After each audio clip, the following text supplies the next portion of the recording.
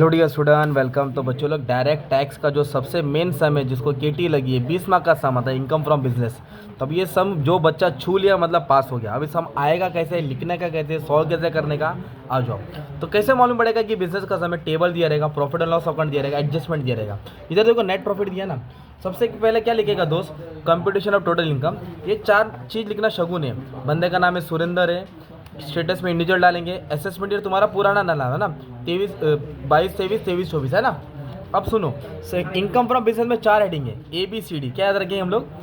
A B C D. A बोले तो net profit as per profit loss account, फिर expense disallow जो business का नहीं है, पर्सनल है। इनकम डिसअलाउ मतलब जो बिजनेस का इनकम नहीं है, और depreciation as per income tax rule act. तो भी सबसे पहले शुरुआत क्या करेगा दोस्त? नेट प्रॉफिट लिखेगा। तो देखो इधर नेट प्रॉफिट लिखा है ना 3,90,000, तो इधर डालेंगे net profit as per profit loss 3,90,000। मतलब आपने इतना बड़ा फॉर्मेट बनाया और ये लिख दिया, मतलब 1.5 मार्क्स जमा हो गया, 1.5 से 2 मार्क्स जमा हो गया। इतना लिखने का, एक एंट्री का 1 मार्क है ना। अब इधर क्या करने का? फिर एक्सपेंस डिसअलाउ को कैसे पहचानेगा, इनकम डिसअलाउ को कैसे पहचानेगा, फिर डेप्रिसिएशन क्या है। तो सबसे पहले जैसे मैं जा रहा हूँ वैसे जाओ, कंफ्यूज नहीं होएगा। नेट प्रॉफिट के बाद ना एक डेप्रिसिएशन टेबल में मिलेगा, एक एडजस्टमेंट मिलेगा। जो टेबल वाला डेप्रिसिएशन होता है उसको बोलते हैं एज पर दी बुक, और जो एडजस्टमेंट वाला तो बोलते हैं एज पर दी रूल। तो जो टेबल वाला है वो ऊपर आएगा और एडजस्टमेंट वाला नीचे आएगा। टेबल वाला ऊपर आएगा, एडजस्टमेंट वाला। सबसे पहले डेप्रिसिएशन लिखने का, तो इधर लिखा है कितना दिया डेप्रिसिएशन? 30,000। तो आप लोग लिखेंगे डेप्रिसिएशन हैज पर बुक कितना दिया है दोस्त? 30,000। इतना समझा? एक डेप्रिसिएशन इधर दिया ना यार 31,000 एज पर रूल बोला। क्या बोला? मतलब IT एक्ट रूल। तो depreciation as per IT act rule कितना दिया? 31,000।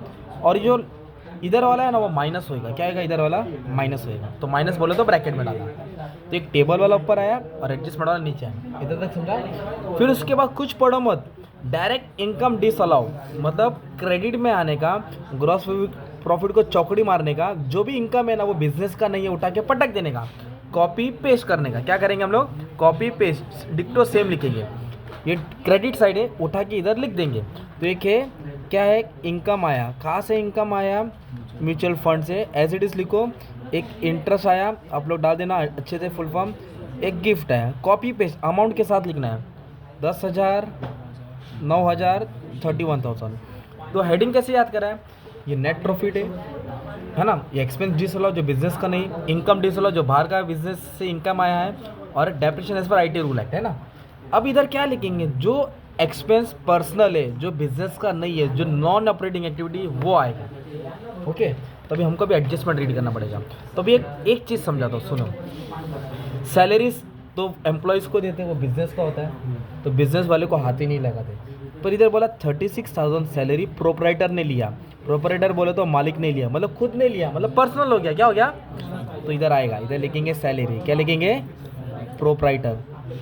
1,40,000 नहीं लिखेंगे, कितना लिया? 36। इधर लिखेंगे 36,000। सिंपल। और एक चीज़ समझाता हूँ, थर्ड एडजस्टमेंट, मोटर कार। तो मोटर कार क्या है? वो बिजनेस के लिए इस्तेमाल होता है ना, लोडिंग अनलोडिंग के लिए। तो इधर क्या बोला? जो 1/5 है ना, मतलब इसको डिवाइड बाय 5 करेगा, 5 आएगा, वो पर्सनल के लिए इस्तेमाल किया। मतलब वो गाड़ी में वो बच्चों को स्कूल लेके आ रहा है, धनिया ला रहा है, कोथमीर ला रहा है, तो पर्सनल हो गया ना यार। तो फिर मोटर कार भी पर्सनल एक्सपेंस है। तो इधर लिखिएगा मोटर कार। पूरा अमाउंट नहीं आएगा, 1/5 आएगा। कितना आएगा? मतलब 25,000 का 5 हिस्सा, डिवाइड बाय 5 करो, तो 5,000 पर्सनल हो गया ना यार। 5,000 क्या हो गया? पर्सनल। तो ऐसा पहचानना पड़ेगा इधर से, तो मालूम पड़ेगा। अभी कभी कभी ऐसा बोला रहता, मान ले प्रिंटिंग दिया 20,000, इधर बोला रहता 2,000 प्रिंटिंग कार्ड छापा अपनी बेटी की शादी के लिए, तो फिर 2,000 पर्सनल हो गया, इधर आएगा ना। मान ले एडवर्टाइजमेंट दिया है 15,000, 5,000 एडवर्टाइजमेंट पॉलिटिकल पार्टी को दिया, वो भी पर्सनल वो भी मतलब बिजनेस का है क्या वो? तो इधर आएगा, ऐसा रहता है। अब इतना लिखने के बाद ये पेड, ये तो डिडक्शन में आएगा लास्ट में। ये किधर आएगा? इधर आएगा लास्ट में, वो बाद में देखेंगे। तो अभी इधर से हम लोग को मालूम पड़ा कि एक्सपेंस डिसअलाउ क्या है। फिर इतना होने के बाद फिर एक एक आइटम को पोस्टमार्टम करेंगे। सैलरीज बिजनेस का होता है, छोड़ दो। कन्वेंस मतलब ट्रैवलिंग, ये भी बिजनेस, छोड़ दो। प्रिंटिंग एक्सपेंस भी बिजनेस, छोड़ दो। अगर इधर बोला रहता एडजस्टमेंट तो आता था ना इधर यार। फिर बोला है स्टाफ वेलफेयर बिजनेस है, छोड़ दो। अभी ये क्या वर्ड पढ़ो? इन्वेस्टमेंट। किधर इन्वेस्टमेंट किया? PPF, पब्लिक प्रोविडेंट फंड, मतलब बिजनेस में इन्वेस्ट नहीं किया, कहीं बिजनेस के बाहर इन्वेस्ट किया, प्रोविडेंट फंड में इन्वेस्टमेंट किया। तो जो बिजनेस का नहीं होता वो इधर आता है। तो इधर लिखेंगे investment in public provident fund. जो भी हलता बलता है इन्वेस्टमेंट, कंट्रीब्यूशन रहेगा, पेंशन रहेगा, इंश्योरेंस रहेगा, लाइफ इंश्योरेंस, वो सब इधर आता है। ओके, तो कितना है? 70,000। कितना है? 70,000।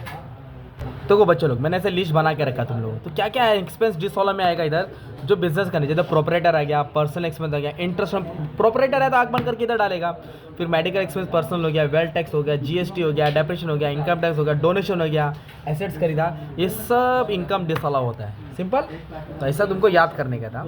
अब इधर के बाद अपनी गाड़ी इधर आई है, डेप्रेशन तो पहले लिख दिया पुण्य, फिर बोला है इनकम टैक्स। हाँ, इनकम टैक्स बिजनेस का नहीं होता है, ओके, इसको ये बिजनेस के बाद ही में निकलता है ना, इसलिए भी इधर आएगा income tax, GST, wealth tax सब आएगा, income tax, GST, penalty, wealth tax सब आएगा, सेल्स टैक्स, एडवर्टाइजमेंट बिजनेस का, मोटर कार का कर दिया, अकाउंटिंग भी बिजनेस का, मतलब जो बिजनेस का था उसको हाथ नहीं लगाने का, जो बिजनेस का नहीं उसको हाथ लगाने का ना यार। अब इसको सॉल्व करेंगे अपने को मिलेगा ए, मिलेगा इनकम फ्रॉम बिजनेस ABCD। तो अभी क्या करूँगा मैं, इसको ऐड करूँगा 36 70 है ना, ये सबको ऐड करके 1,81,000 आ रहा है। कितना आ रहा है? 1,81,000। तो मैं क्या करूँगा 390 को 1,81,000 ऐड करूँगा, 390 को 1,81,000 ऐड करूँगा तो मिलेगा 5,71,000, 5 लाख। अभी इसको क्या करूँगा ऐड करके भाड़ा डालूंगा तो 50,000 आ रहा है। कितना आ रहा है? 50। इसी इधर क्या साइन है दोस्त? माइनस, मतलब इसमें से दोनों क्या होगा? माइनस होगा। तो -50 -31 तो कितना आ गया दोस्त? 4,90,000। कितना आ गया? इसको बोलेंगे इनकम फ्रॉम बिजनेस। क्या बोलेंगे? Income from business. 12 मार्क इधर ही मिल गया। कभी कभी छोटा सा आएगा बिजनेस, एकदम छोटा, इतना ही सॉल्व करने आएगा, आगे जाने की जरूरत नहीं रही। सिंपल। अब आएगा आपका इनकम फ्रॉम अदर सोर्स। क्या आएगा भाई? Income from other source. अब अदर सोर्स में क्या दिमाग लगाने का? वापस से नाम लिखने का। ये अमाउंट नहीं बोला मैंने, नाम लिखने का। क्या लिखने का? ये बाहर का पैसा ना, फिर से लिखो नाम, फिर से लिखो। इधर नाम के साथ अमाउंट लिखा था, इधर सिर्फ नाम लिखो। तो एक पैसा कहाँ से आया? Income from mutual fund. एक इंटरेस्ट आया, कहाँ से आया? FD। एक आया गिफ्ट आया, कहाँ से गिफ्ट आया? फ्रेंड से। कहाँ से गिफ्ट आया? फ्रेंड से। तो जो म्यूचुअल फंड का पैसा है, या इंटरेस्ट हो या डिविडेंड हो, वो टैक्सेबल होता है, मतलब उसको लिखेगा। टैक्सेबल मतलब लिखना होता है, ओके। फिर बैंक का डिपॉजिट, इंटरेस्ट का डिपॉजिट, बॉन्ड का डिपॉजिट, इक्विटी का डिविडेंड, सब टैक्सेबल। क्या है? सब वो भी लिखेगा। पर जो गिफ्ट वो एग्जाम्प्ट है ना यार, टैक्सेबल मतलब लिखने का, एग्जाम मतलब माफ, एग्जाम बोले तो इस पर टैक्स नहीं है, इसके लिए डैश मारेगा।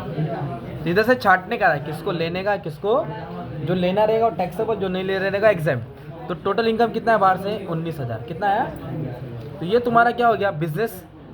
ये दोस्त क्या हो गया? बिजनेस। ये हो गया अदर सोर्स। तो A और B को ऐड करेगा तो ग्रॉस टोटल इनकम मिलेगा। क्या मिलेगा अपना? 5,09,000 टोटल इनकम। 5,09,000 तुम्हारा टोटल इनकम, 5,09,000 तुम्हारा। फिर आएगा D, डिडक्शन अंडर चैप्टर 6 से, फिक्स से। तो उसमें डिडक्शन आता है। तो डिडक्शन का मैंने लिस्ट तुमको बताया ना, डिडक्शन कैसे रहता है। ये डिडक्शन का लिस्ट है। कोई भी अमाउंट पेड बोला, इन्वेस्टेड बोला, कंट्रीब्यूटेड बोला, वो डिडक्शन में आता है। तो बहुत सारा लिस्ट है। अभी तुम बोले यार ये क्या है, चक्कर आ रहा है, मैं बताता हूँ, रुक जा। अभी तो देखो क्या बोला, ही पेड। क्या बोला? Medical insurance. तो मेडिकल इंश्योरेंस ड वर्ड याद रखो, ड, मेडिकल, तो ड बोला तो 80D। कितना है? 25 का डिडक्शन है। कितना आएगा? लिमिट 25 है। तो भाई ने कितना भरा है मालूम है क्या? भाई ने भरा 10, ठीक है। 25 से ज़्यादा, अगर 28 बोला रहता तो 25 ही लिखता, 40 भरा रहता तो भी। मेडिकल इंश्योरेंस कितना आएगा? 80D में। इधर लिखेंगे मेडिकल इंश्योरेंस। क्या लिखेंगे? Medical insurance. कितना भरा? 10,000। एक डिडक्शन ये आया, और एक डिडक्शन इधर दिया, देख, इन्वेस्टमेंट। डिडक्शन को कैसे पहचानेगा? देख, इन्वेस्टमेंट वर्ड आया, कंट्रीब्यूशन वर्ड आया, पेड वर्ड आया, डिपॉजिटेड वर्ड आया, वो डिडक्शन होता है। ये इन्वेस्टमेंट भी डिडक्शन में आता है। अभी तुम बोलेगा यार ये काय का इन्वेस्टमेंट है? ये देखो 80C में जो भी इन्वेस्टमेंट रहता है ना, investment, insurance, saving, house loan का रिपेमेंट, ये डिडक्शन है 80C में। तो ये मतलब अगर तुमको मान लो नहीं समझ में आया तो इधर तक तुम लोग ने गए ही नहीं तो छोड़ सकते तुम लोग, तो पोस्टिंग तो कर सकते हैं। इतना कॉलम तो बना क्या हूँ, ये मत डालो। ये 80,000 बाहर डालने का, तो इसको इससे माइनस करेंगे तो एक अमाउंट मिलेगा, इस पे टैक्स देने का। ये अमाउंट पे क्या देने का? टैक्स देने। तो अभी मान लो तुम लोगों ने ये नहीं किया, इधर तक हल्का फुल्का कर दिया, पोस्टिंग लिख दिया, कॉलम लिख दिया, तो भी तुमको टीचर मार्क्स दे देगी, क्योंकि आगे से तुमने पोस्टिंग करके आया ना यार। खाली भी मत छोड़ो, डिडक्शन अंडर चैप्टर डालो 80D। और ये डिडक्शन कैसे याद होगा मालूम है क्या? अभी मैं सैलरी का सम कराऊंगा, हाउस प्रॉपर्टी का कराऊंगा, बिजनेस का कराऊंगा, तो सब में other source deduction, other source deduction, other source deduction आता रहेगा, तो तुम लोग को याद हो जाएगा। तो सब वीडियोस देख लेंगे, थोड़ा बहुत तो समझ में आ जाएगा।